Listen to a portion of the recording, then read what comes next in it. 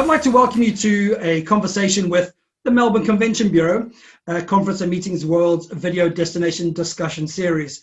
I'm here with none other than the CEO of Melbourne Convention Bureau, Julia Swanson. Julia, thank you for joining me. Pleasure, Ian. Always happy to have a chat. Great. Just want kicking things off straight away. How have the past 11 months or so been for you and your team, and how has the meetings industry in Melbourne been coping? Look, sure. It's certainly been challenging. Melbourne and Australia, like every other country around the world, had a significant impact. So it's been a bit of a whirlwind. We're obviously coming up to almost 12 months now. It's been a challenging time, but we've done our best, and I think through this whole process, the attitude we've tried to take is let's focus on what we can do, not what we can't, and you know, really stop and pause and think about what we're doing and what's important. And that's required us to be pretty agile. Obviously, things have changed very quickly and continue to change. So you know, where we're at in Australia at the moment, I think we're very fortunate with the situation we're in. Obviously, we work in the global market, so we're well aware of what's happening at all parts around the world. And I think, you know, Australia's in a pretty good place now, and we're certainly not taking that for granted. So, you know, our focus is we can't, and focus on supporting the event sector. So big focus for us has been supporting the supply chain and supporting our clients. Obviously, a lot of events have had to very quickly change their plans, so we've been really busy supporting them with that. And you know, we're delighted that most of our clients have chosen to reschedule rather than cancel, and we're working to support them to deliver events in a different way or at a later date, or change the model. So it's been challenging, but I think we're still overall in a pretty good place in the context of the global market. Yeah. Well, that's important, isn't it? Keeping the business there instead of cancelling it, postponing it, just making sure that it's still there to take over. That's important. Yeah, and you know, it's great that you know, a lot of clients took their meetings virtually if they were in the first few months of the COVID environment because they had no other choice. But you know, we're definitely seeing that clients have a very strong appetite to return to face-to-face events. They've realised that fully online is different and you can't achieve the same outcomes that you want. But hybrid's obviously here to stay, and we'll embrace that and support that. But yeah, very strong appetite to return to face-to-face events. So we're all on the same page with that. Can't wait for events to restart fully. Absolutely, and in particular on that point is AIM as well. What a shame that we had to cancel. I mean, that's probably one of my favourite events, and understandable, but that must have been a difficult decision to make. Yeah, it was, and we enjoyed your participation last year, Ian. and you know, AIM's an amazing event. It's the event that kickstarts the business events calendar in Australia. It's the place where it's not just an exhibition, it's where all the industry leaders get together, the associations do their board meetings, we have leaders forums, we have touring, we have media programs. So it's a big focal point on the business events calendar. So it was very disappointing, and you know, we tried different models for the event, we tried to evolve, but you know, it just became problematic. And I guess the considerations in cancelling was to make sure that everyone involved with the show could get out of it what we were promising to deliver. And we wanted to stay true to the brand of AIM and make sure that it is still the place to meet. It's got that dynamic environment. You know, it showcases Melbourne in the best possible way, and all the different investors in the show get what they need out of it. And I guess when we started to get to the point where market conditions put a bit of a question mark over that, we would rather stick to our brand and postpone or not go ahead with this year and focus on next year, where we can make sure that the event delivers what it needs to and it is that high impact event. So disappointing, but you know, we had a lot of support from industry. Everyone was completely understanding of our decision, and you know, we've had a lot of people just say, we can't wait for next year. So we've already started planning for next year, and Good. that's where our focus will be. I mean, and despite obviously 2020 being a terrible year for all of us, especially for the international business events market, but there seem to be encouraging signs ahead for this year. Events returning to the likes of the MCEC and other venues too.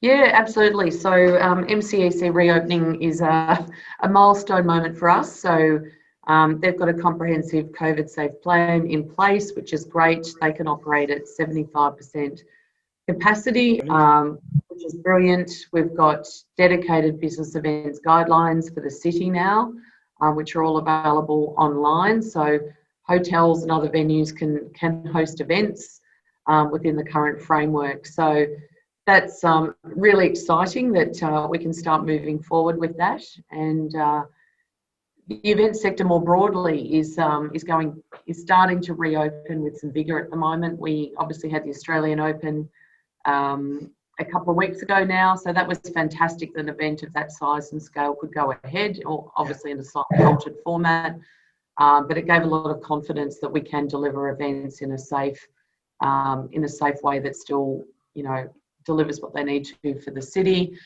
We had Harry Potter reopen last night, which was fantastic. It's the only city in the world that's got Harry Potter going at the moment. Come From Away is coming back, and we're also preparing to open Moulin Rouge in the city later this year. So there's a lot of optimism. We've also got a lot of new things opening in the city. We've got about 16 new hotels with about 4,000 rooms opening this year, despite the pandemic. So we had a kick-started the year with the Quincy Hotel in Flinders Lane, a boutique Melbourne-style hotel in our laneway sort of area. We had the W Hotel, which was a big milestone hotel, open for Melbourne in February, and that's got, you know, amazing event spaces. So, and that sort of will continue throughout the whole year. So there'll be some milestone hotel openings and new venues. So the city is still progressing, and things aren't on hold, which is fantastic. Right, and you've got the Centrepiece Melbourne opening up this year as well. Yeah, absolutely. Yep, and that was certainly getting road tested through the Australian Open in a different way. So that's still on track, and you know, that'll be a great asset for the city to have, you know, fairly significant conference facilities in a very different venue, being able to create and bring very different experiences to the city. So yeah, there'll be a range of new product and experiences that we can showcase, which is fantastic. Yeah, and unique spaces like the Melbourne Sky Farm as well. I mean, that's quite a unique offer. Is that part of the MCEC as well, is it? Yes, that's part of the MCEC family. So a big rooftop deck, which will be fantastic, with a Sky Farm producing produce, which can be used, and that will eventually move into event space as well, with beautiful views down the Yarra Valley and over the Yarra River and over the city skyline. So that will be amazing. So we're really excited that we can reopen, but not just sort of go back to the offering that we had. We'll actually have a lot of new experiences across the city as well. Fantastic. I mean, despite obviously, I think Melbourne and Victoria was hit the hardest in terms of in Australia over the last 11 months or so. But during this time, you still managed to secure an incredible 145 business events, which is a phenomenal achievement given the current climate. I mean, what's the secret of your success? Yeah, it is, and you know, we're really excited that confidence in Melbourne, Australia, has been retained. But I think, look, we've got 50 years experience at MCB with established networks across the city and the supply chain. You know, Melbourne is a great city to hold an event. We've got amazing infrastructure in the convention centre, right in the city centre, waterfront precinct. We've got a high concentration of other conference facilities and venues in the city centre. You know, it's a walkable city. We've got free public transport in the city centre and lots of unique venues. So it's a city that's really purpose-built for events. It's a city that collaborates really well. There's always innovation, and then I guess you layer on top of that the innovation and the knowledge city components. So we have strong knowledge city precincts on the city fringe with our universities and and research institutes that bring that intellectual capacity into the city. So that's a massive draw card for the international associations. And so whilst there's a lot of disruption last year and this year, we're still seeing a lot of demand for the city for future years. So we're still working with event clients to confirm future events, and we've confirmed events out to 2028. So there is still a lot of confidence in the long range events, particularly at the moment. And talking about unique and new offerings, urban surf is quite something which I had a good try at last year, but absolutely useless at it. Very great fun. And I mean, that's a great offering as well, something alternative, something different for buyers. You can get it, you can obviously go out for an incentive element of it and go to surf, a good bit of lunch after, and obviously they're creating some venue space as well, I believe.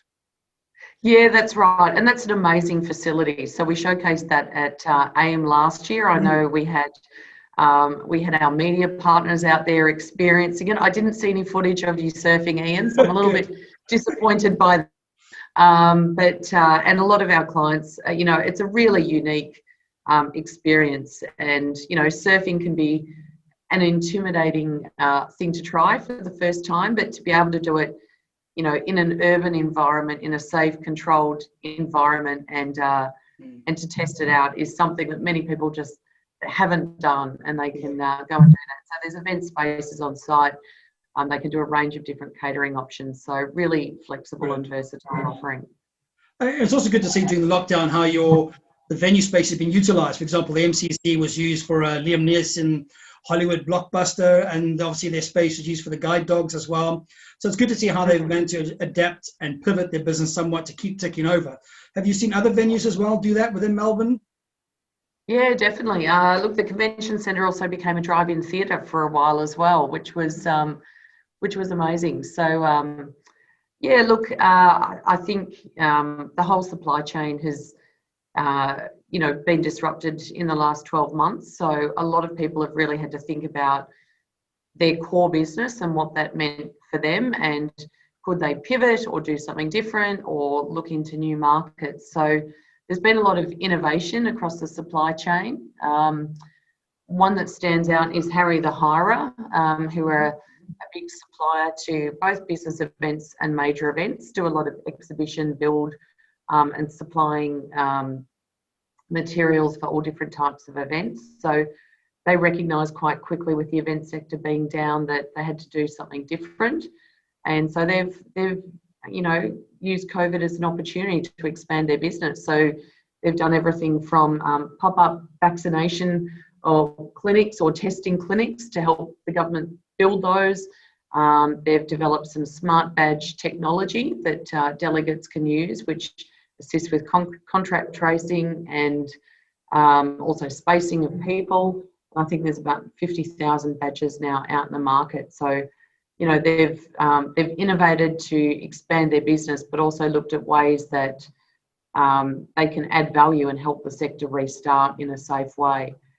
And then obviously we've had a lot of supply chain also looking at how do they get their businesses to remain prominent on a digital stage. So one that stands out is Phillip Island, an amazing area, a couple of hours from Melbourne, a big wildlife precinct with our famous penguins that come in onto the beach every night. So people weren't able to go and visit the penguins, sit on the beach, so they took the penguins to the people and live streamed the penguins every night from the beach.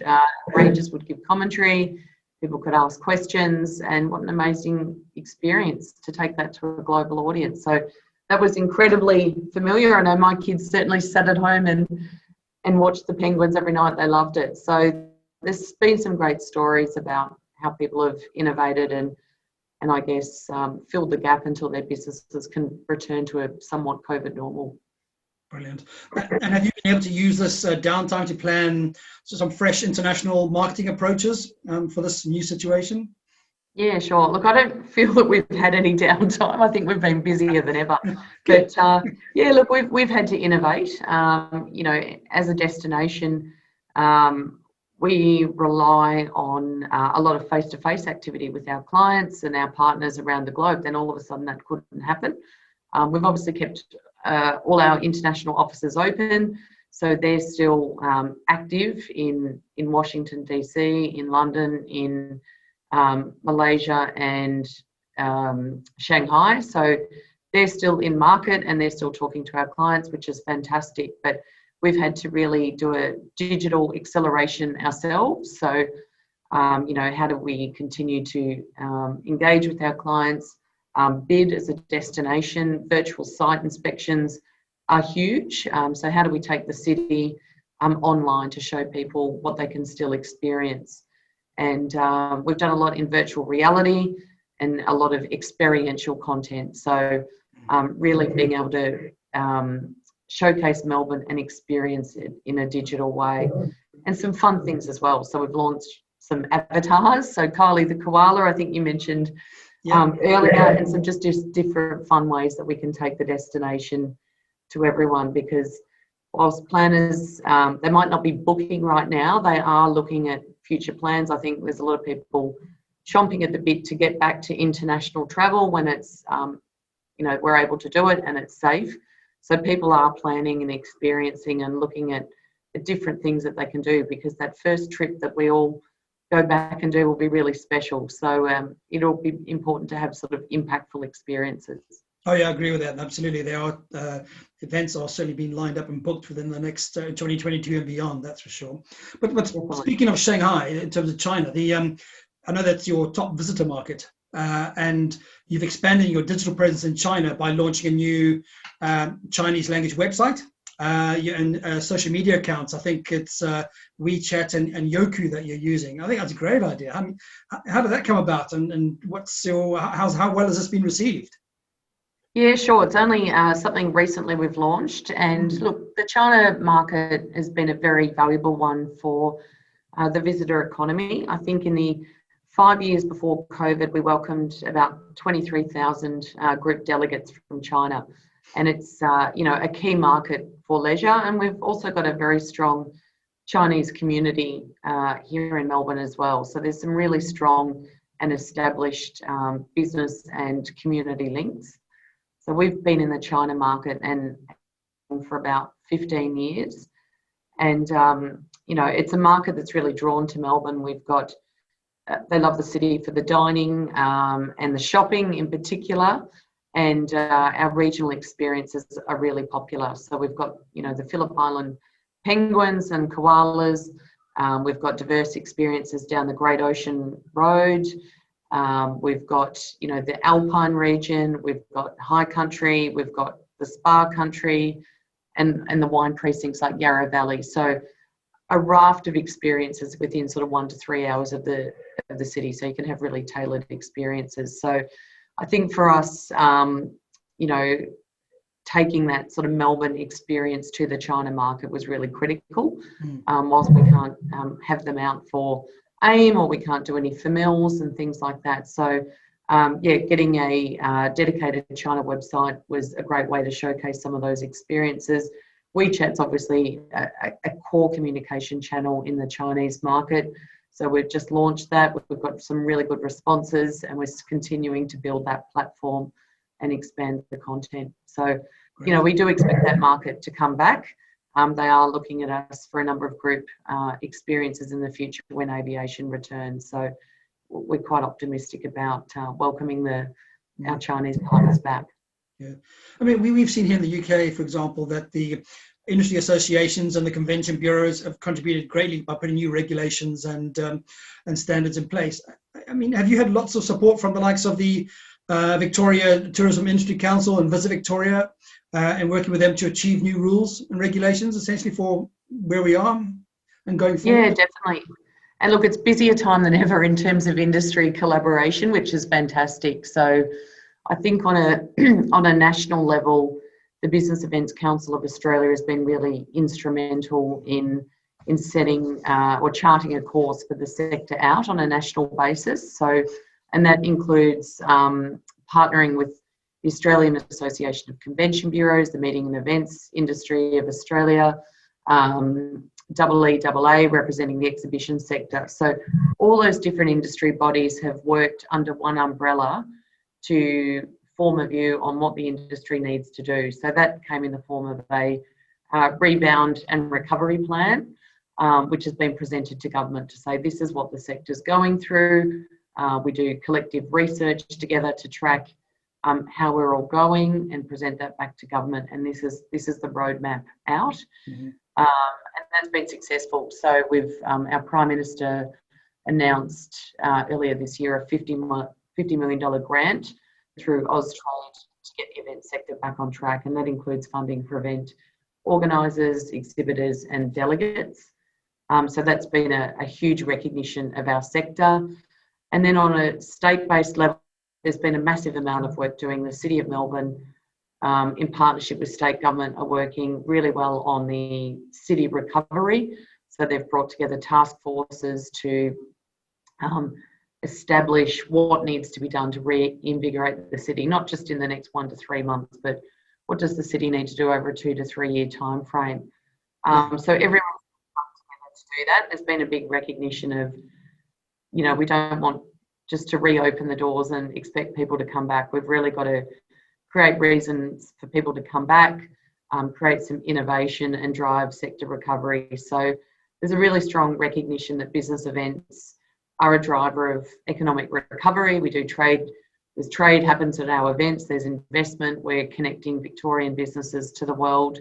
So there's been a real recognition of that. And, you know, the strong developments we've had in the business events guidelines, combined with all those state and federal networks about reinvigorating both Melbourne and Australia, will, you know, position us well to come, you know, to drive that recovery, you know, from now moving forward. Good. I mean, you touched on a couple of things, but what are your priorities then as a convention bureau for 2021, and how do you see the market coming back and Melbourne's role in that? Yeah, sure. Look, market conditions will be dynamic for some time yet. I think the focus for 2021 will be domestic events. So we're starting to see those return, which is fantastic. We've got some larger events towards the back end of the year, which are international, which we're supporting with, I guess, hybrid, taking them hybrid and connecting them in different ways. So a lot of the event business models for this year will continue to evolve, and everyone will do it differently depending on their target audience and what they're trying to achieve. And then we're seeing from 2022 the recovery of international. So we're actually, the events calendar for 22 and 23 is holding fairly strong at the moment. And there's a lot of optimism about those events. So technology is here to stay, and we're supporting that through the technology advancements at the convention centre, and some of our other partners are doing. But we're seeing, you know, pretty optimistic signs of return for international. So we'll continue supporting that sort of digital evolution and working with our clients to bring their events back.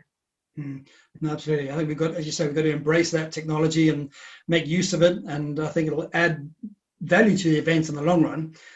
Yes. I think it'll increase numbers overall. So I think physical number of events for the events might go down slightly, but overall, I think the online side of things will increase. So yeah, I think it's just accelerated the process, hasn't it? I think we were getting there at some point. But now yeah, I think it's absolutely accelerated what would have happened anyway. But I think it's also an exciting time for the meetings industry to evolve. I mean, if you look at how major events embrace the physical event on the ground, but they also embrace the broadcast component and taking events to a global audience. And in some major events, the broadcast audience is sometimes stronger than the on the ground audience. So there's some really good learnings that the event sector can take forward from that. And, you know, particularly in Australia, there's huge opportunity to expand into new audiences into Asia, who are on a very similar time zone in particular. So, and they're audiences that might not normally attend the event or participate or know about it, but there's huge opportunity to grow associations, membership and engagement into Asia in particular. So there's some really exciting opportunities for us to work with our clients on. Brilliant. Well, I for one, am very much missing my little trip to Melbourne every year. We'll So get you back next year, Ian. I will. I'll definitely be back in 2022. That's for sure. I can't wait. That's That's as I said, it's one of my favorite events. I'll definitely be back. That's for sure. But listen, Julia, thank you so much. I'd like to thank you for your time, updating us on what's going on in Melbourne and the developments and what the 2021 looks like for yourselves. All sounds very positive, and fingers crossed that we will definitely catch up soon enough, not just over a Zoom call, but in person again. I think that human interaction element is very much missed. But yeah, I appreciate your support as always with Conference and Meetings World. Enjoy working with yourselves, and very much look forward to catching up again soon, and wish you all the best for future successes. Yes, thank you, Ian. Always great to chat, and we look forward to welcoming you back to Melbourne in hopefully not too long.